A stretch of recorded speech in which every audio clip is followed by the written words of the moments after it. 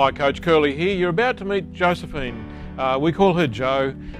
Pretty exciting segment because she wants to deal with chronic pain, and we get there. Watch this. Okay, here we are again, and this is Jo. You prefer Jo to Josephine? I don't mind, Paul. You don't mind? As long as Okay. you don't say late for dinner. Okay, so what do you want to work on? Pain. I have pain in my tendons are like this. They're swollen and black and over my pelvis, and it's awful. Okay. How long has it been there? Long time. Many years. And it's just getting worse. Yep. And does it have a name? You know, like arthritis or tendonitis? Or... What the footballers get, that inflammation of osteopubis. Yeah. Yep. Osteitis pubis. Okay. Which is a swelling of the tendons? The tendon, yeah, looks like big. Your tendons are normally like that. Mine are like that. Yep. Fat and... Okay. And on a scale from 0 to 10, where's that pain now? About 3. 3. Okay, you on medication? No. Okay. Would that help? I have tried some anti-inflammatories. It hasn't been successful. No real result? No. Okay. And what do the medicos say about it? I went to a medico 2 weeks ago in desperation because I hadn't been previous to that. And he said to start some light physio, gave me the anti-inflammatories. And, you know, down the track you could have cortisone, but they're not things I'm interested in. So I just feel that if I could change my mindset, I'm sure I would be a lot better. Yep. Rightio. So 3 out of 10 at the moment is bearable? Yeah. Not bearable? What? No, that's fantastic. How bad does it get? Plus 10, you know. I don't sleep. So completely debilitating? Yep. Okay. So can you move around or you just get stuck? Well, walking, from the station today was, an effort. Mm-hmm. From behind. Yeah. Yep. And how far was that walk? God, at maximum 10 minutes. Okay, so a 10-minute walk Yes, is really difficult. absolutely. Okay. So if we looked at how do you know if it's better, is one of the ways to measure it just by saying, well, I could do the 10-minute walk and the pain would be less. Yes. Or I could walk longer or something. Yes. Is that a way to measure it? Yep. Okay. Rightio. So at the moment, how long are you going to be able to walk before it gets uncomfortable or more than you wanted?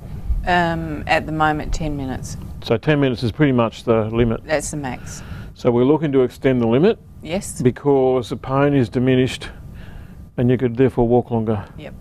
Now, have they said anything to the medicos? Have they said anything to you about if you could walk more, this would be better or worse? The indication was do what you can. There was no specifics with that. Rightio. I just don't want to get you walking 20 minutes and discover that's going to aggravate the problem. Does that make sense? For me personally, 10 minutes is my maximum. Yep. And the aim is, and I was a person who walked 20 k's a day. Mm-hmm. So this is, So this changes your whole life. Rightio. Okay, so we're just going to do a standard pain relief technique. Yep. And the problem with the standard pain relief technique is what it does is that you can unravel it like that. Mm-hmm. So it'll take us a few minutes to do it. You can unravel it like that. Mm-hmm. But works supremely well, and people who are in constant pain usually have to come up with some kind of pain management technique. Otherwise, they're just out on morphine all the time. Yep. So it's a matter of a practical thing that we need to look at. But because we're working with your mind, you can switch at any time. Now what I mean by that is that you'll see that in most cities there's something divides it north to south, east to west. There's a lake or a bridge or something in most cities, a river. Yep. And people who live on the south side talk to you about they'd never live on the north side. And people on the north side say they'd never go that far for their holidays, or you know, when you go over there you've got to take a cut lunch, or all the people who live over there are losers or whatever. Yep. And then when they visit the other side to see a friend or whatever, they see a house they fall in love with, and 3 weeks later they've moved. Because they change their mind like that. So we have this capacity to change our mind like that. People get religion in a flash. Yes. They might build up to it for years. By the same token, people in a religious order can change, you know, just lose faith.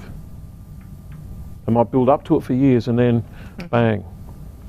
So this technique revolves around turning towards the pain, seeking to explore it, and watching it lose its grip on you.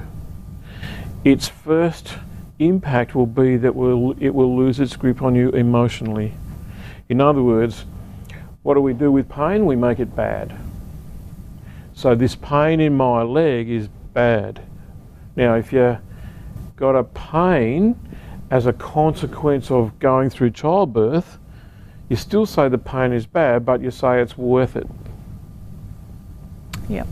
Got it? So we can shift our attitude, we can change our mind, we can do all sorts of things. All right, so what I'll get you to do is turn towards the pain now, and this exercise revolves around me asking you a couple of fairly simple, straightforward questions that are meaningless, but we need you to answer them anyway. Okay. So if this could hold water, how much water would it hold? A litre on that side. A Yep. litre. And any on the other side? That one's not so painful now. So half a litre, no water? Half a litre. Half Okay. a litre. Right, beauty. What colour is it? It's white. White? Is that clear white? It's white with a black border. A black border around it? Yep. 2 borders? Yes. Okay. Yep. All right. Is it moving or is it still? No, it's still. It's Yep. still. Yep. What does it want to do? Wants to go away. That's you that wants it to go away. Yeah. Yeah. Yeah, what does it want to do? It just wants to sit here. Uh-huh. Okay. So what's that feeling that you've got? There's an emotion attached to that. Pain, fear, What's the fear of? fear of success. Fear of success. Because if I succeed, Pain will go away. the pain will go away. And I don't want the pain to go away because I'm not good enough. I'm not good enough. Keep talking. Not good enough to be successful. Mm-hmm. Who would want to listen to me?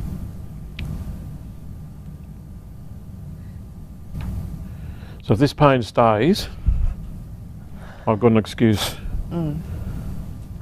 Yep. So if this pain stays here, I've got an excuse to not be successful because I can stay to try and minimise the pain, keep still, stop, move less, all that. Yeah. And that means I don't have to face the possibility of Success.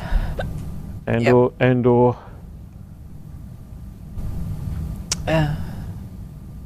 Disappointment. and failure. Yep. Okay. So many of us have a fear of failure, but you can have a fear of failure, you can have a fear of success, you can have them both. And if you've got a fear of both, the place to stay is right here. Don't go that way, don't go that way. Yeah. If success is that way and failure is that way, and I'm scared of them both, where's the safe place? In the middle. Here. So if I'm going to mobilise myself, Yep. I won't move. Okay. So, of the two, the fear of failure and the fear of success, which is the greatest? Fear of failure. Okay. Because the fear of failure means That's what I am. that I'm a failure. Uh-huh. And you might have seen us talk about this before on this show. Yes. And if I have a failure, that means I'm a failure, rather than if a project of mine fails, Yep. it's a project that failed. Yes. So in your mind or in your heart, failure is personal. Correct. Yep. Okay. At that personal level, what does failure mean? You kind of already said it. Not worth it. Not, that's. I'm what a I am. failure. I'm a failure. Yep. Yeah. Okay. What's the logical thought sequence after I am a failure? It's normal for me. It's been around a lot all my life. Yeah. Okay. There's a deeper issue. That's the truth of your experience, right? But there's a deeper issue. Yeah. The deeper issue is, if I'm a failure, do you want to just finish that sentence? I'm a failure, therefore. That's what people think I am. Yep. So I'm a failure. People think I'm a failure, therefore. I am a failure. Yeah, but that's circular.